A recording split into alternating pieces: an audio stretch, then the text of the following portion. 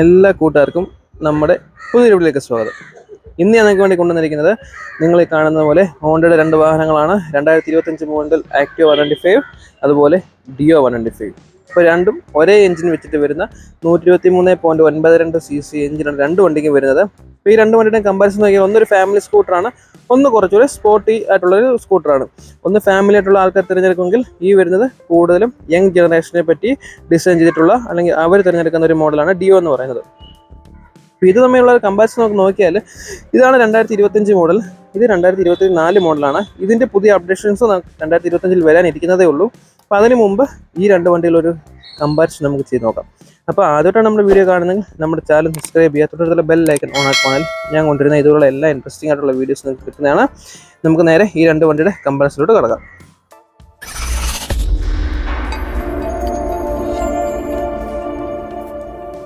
അപ്പം ഈ രണ്ട് വണ്ടിയെ പറ്റി പറയുകയാണെങ്കിൽ ഞാൻ ഈ പറഞ്ഞ പോലെ നേരത്തെ ഉണ്ടായിരുന്ന ആക്റ്റീവ 125 ഒരു ഫുള്ളി മെറ്റൽ ബോഡി ആയിരുന്നെങ്കിൽ ഡിയോ വരുന്നത് ഫുള്ളി ഫൈബർ ബോഡി തന്നെയാണ്. എങ്കിൽ നിലവിൽ ഇപ്പോൾ ആക്റ്റീവ എന്ന് പറയുന്നത് ഏകദേശം ഒരു 50% മെറ്റൽ ബോഡിയും 50% ഫൈബർ ബോഡിയും ആക്കിയിട്ടുണ്ട്. ഡിയോ ഇപ്പോഴും 100% ഫൈബർ ബോഡിയാണ്. അപ്പം ഡിസൈൻ്റെ കാര്യം നോക്കിക്കഴിഞ്ഞാൽ, ഫ്രണ്ടിലുള്ള ഡിസൈൻ നോക്കിക്കഴിഞ്ഞാൽ നമുക്ക് ഡിയോയ്ക്ക് ഒരു DRLും കാര്യങ്ങളൊക്കെ കിട്ടുന്നുണ്ട്. കവർ ഹാൻഡിലിൽ നമുക്ക് നേരെ ആക്റ്റീവ 125 നോക്കിയാൽ DRL കവർ ഹാൻഡിലല്ല വരുന്നത്, താഴെയായിട്ടാണ് വരുന്നത്. ഈ ഭാഗത്തായിട്ടാണ് എൻ്റെ DRLും കാര്യങ്ങളൊക്കെ വരുന്നത്.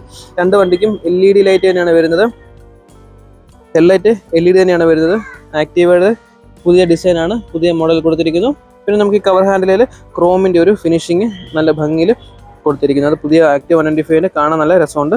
ഡിയോ നോക്കിക്കഴിഞ്ഞാൽ ഈ ടൈപ്പാണ് കൊടുത്തിരിക്കുന്നത്. ഒരു ഡ്യുവൽ സെക്ഷനായിട്ടുള്ള ആ ഒരു LED ലൈറ്റും കാര്യങ്ങളൊക്കെ കൊടുത്തിരിക്കുന്നു. നമുക്ക് രണ്ട് വണ്ടിക്കും ഹാലജൻ ബൾബ് തന്നെയാണ് ഇൻഡിക്കേറ്റേഴ്സിൽ വരുന്നത്.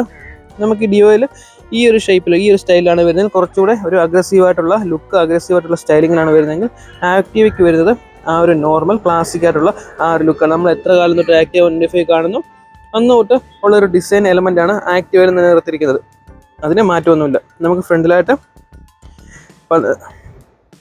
വരുന്ന ടയറിൻ്റെ സൈസും കാര്യങ്ങളൊക്കെ സെയിം തന്നെയാണ്. അലോയ്സും സെയിം തന്നെയാണ് വരുന്നത്. 90-12 തന്നെയാണ് ടയർ രണ്ട് വണ്ടിക്കും വരുന്നത്. എങ്കിൽ നമുക്ക് ആക്റ്റീവ 125 ടോപ്പ് മോഡലിൽ ഡിസ്ക് കിട്ടുന്നുണ്ട്. ഡിയോ 125 സ്റ്റാൻഡേർഡ് മോഡലാണ് നമ്മുടെ ഇരിക്കുന്നത്. സ്റ്റാൻഡേർഡ് മോഡൽ ഡിസ്ക് ബ്രേക്ക് വരുന്നില്ല, ഫ്രണ്ടിൽ ഡിസ്ക് ബ്രേക്ക് ഡിയോയ്ക്ക് വരുന്നില്ല. എന്നാൽ എച്ച് സ്മാർട്ട് മോഡൽ, ഇതിൻ്റെ ടോപ്പ് മോഡൽ എച്ച് സ്മാർട്ട് എന്ന് പറഞ്ഞ മോഡൽ നമുക്ക് ഡിസ്ക് ബ്രേക്ക് വരുന്നുണ്ട്. അപ്പോൾ എനിക്ക് പറയാനുള്ളത്, മേ ബി 2025 അപ്ഡേഷൻ വരാൻ പോകുന്നത് ഒരു ചേഞ്ച് വരാൻ പോകുന്നത് ഡിയോയ്ക്ക് സ്റ്റാൻഡേർഡ് വേരിയൻറ്റിലും ഡിസ്ക് ബ്രേക്ക് വരാൻ ചാൻസ് കൂടുതലാണ്. അതുകൂടാതെ നമുക്ക് ഡിജിറ്റൽ മീറ്റർ നമുക്ക് ഇപ്പോൾ വന്നിരിക്കുന്ന ആക്റ്റീവിൽ 5 ഇഞ്ചിൻ്റെ TFT ഡിസ്പ്ലേയും കാര്യങ്ങളൊക്കെയാണ് വന്നിരിക്കുന്നത്. ആ സെയിം TFT ഡിസ്പ്ലേ ഇങ്ങോട്ട് കൊണ്ടുവരാനും ചാൻസ് കൂടുതലാണ്. ഫ്രണ്ടിലോട്ടുള്ള ടെലിസ്കോപ്പിക് സസ്പെൻഷനാണ് രണ്ട് വണ്ടിക്കും കൊടുത്തിരിക്കുന്നത്. നമുക്ക് ഫെൻഡർ വരുന്നത് മെറ്റലിൻ്റെ ആണെങ്കിൽ ഡിയോയ്ക്ക് ഫൈബറിൻ്റെ ആണ് വരുന്നത്. ഞാൻ ഈ പറഞ്ഞാൽ ഫെൻഡറും ഈ ഫ്രണ്ടിലത്തെ ഈ പീസുകളൊക്കെയാണ് ആക്റ്റീവയ്ക്ക് ഇപ്പം മെറ്റലിൽ വരുന്നത്. ബാക്ക് വശമാണ് ഇപ്പം നേരത്തെ മെറ്റൽ കിട്ടിക്കൊണ്ടിരുന്ന ഭാഗം ഇപ്പോൾ ഫൈബർ ആക്കിയിട്ടുണ്ട്. എന്ന് വെച്ചുകൊണ്ട് ഒരുപാട് പേര് കമൻറ്റ് ഇടുന്നുണ്ടായിരുന്നു ഫൈബർ ബോഡി ആയത് ഇഷ്ടപ്പെട്ടില്ല എന്നൊക്കെ. പക്ഷേ ഒരു പ്രശ്നമില്ല, കാരണം വൈബ്രേഷനോ കാര്യങ്ങളൊന്നും വരുന്നില്ല. 2 കിലോ വെയിറ്റ് നമുക്ക് ഈ ഒരു പഴയ മോഡലിൽ നിന്ന് പുതിയ ആക്റ്റീവിൽ കുറഞ്ഞിട്ടുണ്ട്. അതുകൊണ്ട് തന്നെ നമുക്ക് ലേഡീസിനൊക്കെ യൂസ് ചെയ്യാൻ കുറച്ചുകൂടെ കംഫർട്ടബിളും ഈസിയും ആക്കിയിട്ടുണ്ട്. ആ ഒരു കാര്യത്തിൽ ഹോണ്ട ഒരു കുറവും വരുത്തിയിട്ടില്ല. പിന്നെ നമുക്ക് രണ്ട് വണ്ടിക്കും സൈഡ് സ്റ്റാൻഡ് ഇൻബിൽറ്റ് തന്നെ വരുന്നുണ്ട്. ടോപ്പ് മോഡലിൽ ആക്റ്റീവ 125 സ്റ്റാൻഡേർഡ് മോഡലും അലോയ് വേരിയൻറ്റും നമുക്ക് നിലവിൽ ഇതുവരെ സ്റ്റോക്ക് വന്നിട്ടില്ല. മീൻസ് നമുക്ക് ഇതുവരെ വരുമോ ഇല്ലയോ എന്ന് അറിയത്തുമില്ല. എന്നാൽ ഡിയോയ്ക്ക് ഇതുവരെ സ്റ്റാൻഡേർഡ് മോഡലുണ്ട്, അതിനാണ് നമുക്ക് ഡിസ്ക് ബ്രേക്ക് വരാത്തത്. ഇതിൻ്റെ പുതിയ മോഡലാണ് ഞാൻ ഈ പറഞ്ഞ ഡിസ്ക് ബ്രേക്ക് വരാനുള്ള ചാൻസും കാര്യങ്ങളൊക്കെ ഉള്ളത്. ഫ്രണ്ടിൽ നിന്നുള്ള ഡിസൈൻ എലമെൻറ്റ് ഈ ഒരു രീതിയിൽ കൊടുത്തിരിക്കുന്നു. നമുക്ക് നേരെ ഇതിൻ്റെ മീറ്റർ, അതായത് ഏറ്റവും ഇമ്പോർട്ടൻ്റ് ആയിട്ടുള്ള കാര്യം ഇതിൻ്റെ മീറ്റർ സെക്ഷനാണ്. ഒരു ഡ്യുവൽ സെറ്റപ്പിലാണ് ഇതിൻ്റെ ഒരു മീറ്റർ സെക്ഷൻ കൊടുത്തിരിക്കുന്നത്. RPM-ന്, സ്പീഡിന്, അതേപോലെ ബാക്കിയുള്ള ഡീറ്റെയിൽസ് അറിയാൻ വേണ്ടിയുള്ള ചെറിയൊരു ഡിജിറ്റൽ മീറ്റർ. നേരത്തെയുള്ള ആക്റ്റീവ 125 പഴയ മോഡലിൽ ഈ സെയിം ഡിജിറ്റൽ മീറ്ററും കാര്യങ്ങളൊക്കെ വന്നിട്ടുണ്ടായിരുന്നു. ഇതിനകത്ത് കൊടുത്തിരിക്കുന്നത് total kilometre, trip, live mileage, average mileage, range, distance to MT, പിന്നെ ടൈം, ഫ്യൂവലിൻ്റെ വാണിംഗ്. ഇത്രയും കാര്യങ്ങളാണ്, ബേസിക് ആയിട്ടുള്ള കാര്യങ്ങൾ മാത്രമാണ് ഈ ഒരു ഡിയോയുടെ ഡിജിറ്റൽ മീറ്ററിൽ നമുക്ക് കിട്ടുന്നത്. നമുക്ക് ഈ കാണുന്ന പോലെ ഇത് ഒരു 5 ഇഞ്ച് TFT ഡിസ്പ്ലേയും കാര്യങ്ങളൊക്കെയാണ്. ഇത് ഓണായി കഴിയുമ്പോൾ ഈ ഒരു രീതിയിലാണ് ഇതിൻ്റെ ഒരു ഡിസ്പ്ലേയും കാര്യങ്ങളൊക്കെ വരുന്നത്. ഈ സെയിം ഡിസ്പ്ലേ നമുക്ക് 2025 മോഡൽ ഡിയോ 125 വരുന്ന സമയത്തേക്ക് ഉറപ്പായിട്ടും അവർ ഈ ഒരു വണ്ടിയിലും കൊണ്ടുവരാൻ ചാൻസ് അല്ല 100% അവർ കൊണ്ടുവരും. കാരണം ഈ ഒരു മീറ്റർ അവരെന്തായാലും എടുത്ത് കളയും. കാരണം ആക്റ്റീവ് 195 മീറ്ററൊക്കെ മാറ്റി പുതിയത് കൊണ്ടുവരുമ്പം DOAയിലും അവരിത് കൊണ്ടുവരാനുള്ള ചാൻസ് കൂടുതലാണ്. നേരെ നമുക്ക് സ്വിച്ചസിൻ്റെ കാര്യങ്ങളൊക്കെ നോക്കിക്കഴിഞ്ഞാൽ ഡിമ്മിൻ്റെയും ബ്രൈറ്റ്നസ് സ്വിച്ച് ഉണ്ട്, പാസ് ലൈറ്റ് ഉണ്ട്, ഇൻഡിക്കേറ്റേഴ്സ് ഉണ്ട്, ഹോൺ ഉണ്ട്. പിന്നെ നമുക്ക് ഈ സൈഡിലായിട്ട് സെൽഫ് വിത്ത് ഐഡിയൽ സ്റ്റോപ്പ് സിസ്റ്റത്തിൻ്റെ സ്വിച്ചും വരുന്നുണ്ട്. അതായത് ഓട്ടോമാറ്റിക്കായിട്ട് എഞ്ചിൻ ഓഫ് ആകുന്ന ആ ഒരു ടെക്നോളജി ഹോണ്ട ഇതിന് കൊടുത്തിട്ടുണ്ടായിരുന്നു. ആ ഒരു ടെക്നോളജി സ്വിച്ച് ഫ്രണ്ടിൽ കൊടുത്തിട്ടുണ്ട്, വിത്ത് സെൽഫ് കൊടുത്തിട്ടുണ്ട്. നേരെ നമുക്ക് ആക്റ്റീവ് 195 വരുമ്പോൾ തന്നെ ഡിമ്മ, ബ്രൈറ്റ്, പാസ്. പിന്നെ വരുന്നത് ഈ മീറ്റർ കൺട്രോൾ ചെയ്യാനുള്ള ജോയിസ്റ്റിക്കാണ്. ലെഫ്റ്റ്, റൈറ്റ്, അപ്പ്, ഡൗൺ എന്ന രീതിയിലാണ് ഇതിൻ്റെ ഒരു മീറ്റർ നമുക്ക് കൺട്രോൾ ചെയ്യാനുള്ള ഓപ്ഷൻ കൊടുത്തിരിക്കുന്നത്. താഴെ ഇൻഡിക്കേറ്റർ, ഹോണ്, ഈ സൈഡിലായിട്ട് സെൽഫ് വിത്ത് ഐഡിയൽ സ്റ്റോപ്പ് സിസ്റ്റത്തിൻ്റെ ആ ഒരു സ്വിച്ചും കൊടുത്തിരിക്കുന്നു. അപ്പോൾ അതൊക്കെയാണ് ഇതിൻ്റെ സ്വിച്ചിന് തമ്മിലുള്ളൊരു കമ്പാരിസൺ വരുന്നത്. ഏകദേശം സെയിം സ്വിച്ചസ് തന്നെയാണ് വരാൻ ചാൻസ് കൂടുതൽ. പിന്നെ ഈ ഒരു ജോയിസ്റ്റിക് ഉണ്ടല്ലോ, ഈ മീറ്റർ കൺട്രോൾ ചെയ്യുന്ന ജോയിസ്റ്റിക്ക് നമുക്ക് ഈ ഒരു DO 195 പുതിയ മോഡലിൽ ഉറപ്പായിട്ടും വരും. അപ്പം അങ്ങനെ ഒരു ഇതൂടെ വരുന്നുണ്ട്. നേരെ നമുക്ക് ആക്റ്റീവ് 195 മീറ്ററിൽ നോക്കിക്കഴിഞ്ഞാൽ ഇതിൻ്റെ ഡീറ്റെയിൽ ആയിട്ടുള്ള റിവ്യൂവും കാര്യങ്ങളൊക്കെ ഞാൻ ചെയ്തിട്ടുണ്ടായിരുന്നു ഇതിന് മുമ്പ്. അതിൽ ഞാൻ കൃത്യമായിട്ടുള്ള കാര്യങ്ങൾ എന്തൊക്കെയാണെന്നുള്ളത് പറഞ്ഞുതരുന്നു. ജോയിസ്റ്റിക്കിലാണ് ഈ മീറ്റർ നമ്മൾ കൺട്രോൾ ചെയ്യാൻ പറ്റുന്നത്. ഇതിൽ താപ്പോട്ട് പ്രസ് ചെയ്യുകയാണെങ്കിൽ ട്രിപ്പ് Aയും Bയും നമുക്ക് അറിയാൻ പറ്റും. അതുകൂടെ ടോട്ടൽ കിലോമീറ്റർ അറിയാൻ പറ്റും. പിന്നെ നമുക്ക് ഇതിൻ്റെ റേഞ്ചും കാര്യങ്ങളൊക്കെ അറിയാനും പറ്റും. ടൈമിങ്, ഫ്യൂവലിൻ്റെ വാണിംഗ്, അങ്ങനെയുള്ള RPM സെക്ഷൻ, അങ്ങനെയുള്ള ഫുൾ വേണ്ട എല്ലാം നമുക്ക് ഈ ഒരു മീറ്ററിൽ കൊടുത്തിട്ടുണ്ട്. ഡീറ്റെയിൽ ആയിട്ട് ഞാൻ കിടക്കുന്നില്ല. പിന്നെ നമുക്ക് ഇതിൻ്റെ സ്മാർട്ട് മോഡലിൽ നാവിഗേഷനും മൊബൈൽ കണക്ടിവിറ്റിയും അങ്ങനെയുള്ള കാര്യങ്ങളെല്ലാം ഹോണ്ട പ്രൊവൈഡ് ചെയ്യുന്നുണ്ട് ഇതിൻ്റെ സ്മാർട്ട് മോഡലിൽ.